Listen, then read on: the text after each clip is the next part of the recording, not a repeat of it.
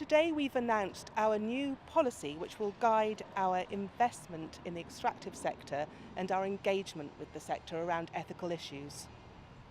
Well, this is a really significant piece of work. We've consulted with a number of organisations and communities. We've visited communities, mine workers in South Africa and Zambia, and all of this has contributed to what we feel is a significant policy that will shape the way that the Church of England really has very deep, meaningful conversations with extractives companies. This will shape our approach to these sectors. These are fundamentally important sectors. They provide many of the minerals and resources that are used in modern day life. Most people's phones, electric vehicles are dependent on minerals mined by companies. This will shape our conversation with those companies over the coming years, and we also have an expectation that the companies are responsive to that engagement. The theological basis of the policy, you can, if you're a theologian, read the many pages of theology that we've produced here. I'm not a theologian, so I will share with you what I deduce from the theological reflections of the experts. There are four key messages for me. The first one is that there is no scriptural impediment to investment in the extractive industry. That's very important. It's not uncontroversial, but it's what we believe. The second issue is that there are special obligations here because of the nature of the sector. When we take from the ground, when it's gone, it's gone.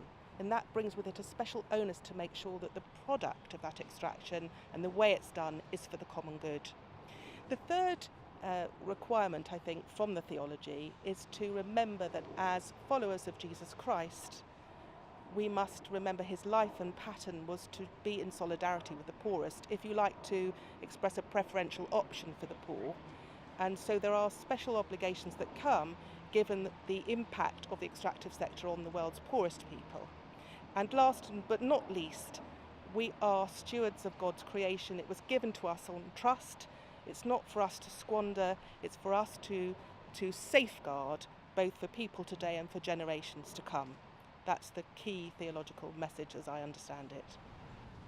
Policy in and of itself is neither tough nor weak. This policy provides an ethical framework on the issues that are important to the Church of England as an investor in oil and gas companies, in mining companies.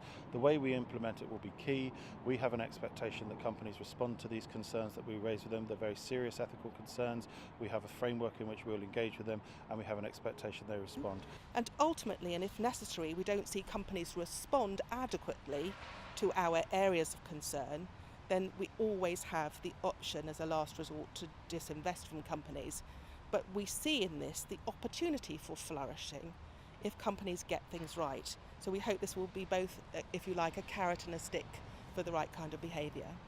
In my part of the world, having a policy is very helpful because, as we know, some of these multinational companies in our context will apply different sets of standards where they come from, and when they come to our neck of the woods, they apply reduced or compromised ethical standards. So we will be able to say, as the Anglican Church globally or the Christian body, here are the basic minimums for you to operate in this particular context.